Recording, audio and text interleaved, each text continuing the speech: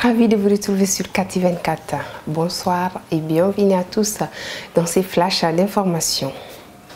En mission à Sékou, le Premier ministre a tenu à féliciter et encourager les forces de défense et de sécurité déployées dans la deuxième région militaire.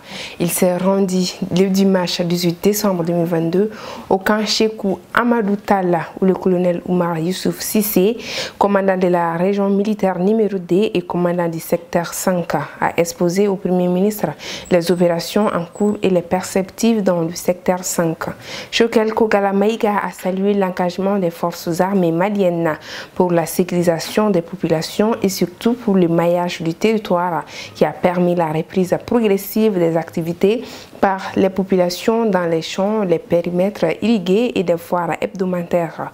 Le chef du gouvernement a rappelé que les forces de défense et de sécurité constituent la colonne vertébrale de la nation. À ce titre, dira le Premier ministre, la nation leur est redevable pour tous les sacrifices qu'elle continue de consentir. Les épreuves de la deuxième phase du concours de recrutement des auditeurs de justice au titre de l'année académique 2022 ont été lancées le samedi 17 décembre 2022 sur la colline de Badalabou, appelée colline du savoir. Le ministre de la Justice et des Droits de l'Homme, M. Mamoudou Kassongué, a procédé ainsi au dit lancement en présence de ses proches collaborateurs et des responsables de la commission d'organisation pour cette deuxième phase. Ils sont au total 220 candidats, dont 120 candidats de l'ordre judiciaire et 100 autres de l'ordre administratif. Au terme du processus, 100 candidats seront sélectionnés pour intégrer la magistrature du Mali. À ce titre de rappel, 8074 dossiers de candidature ont été reçus pour le concours des auditeurs de justice par les commissions d'enregistrement et de déploiement mises en place.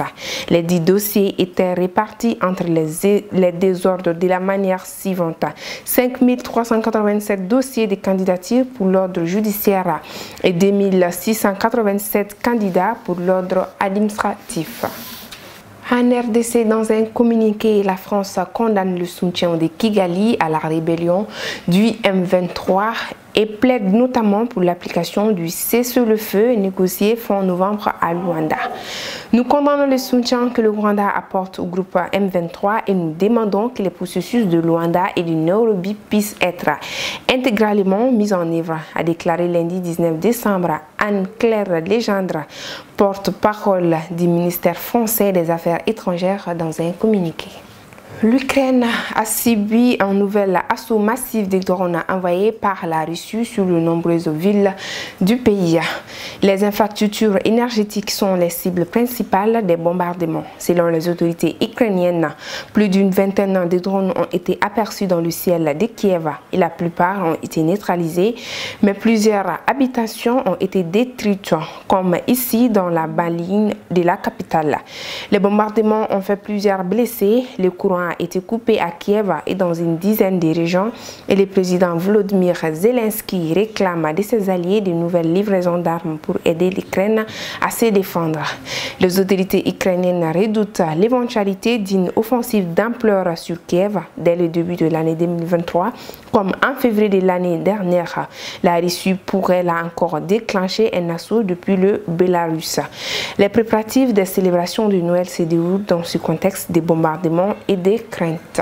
Et voilà, c'est la fin de ces flashs d'informations. Merci à vous de l'avoir suivi. Passez une très belle soirée. À demain.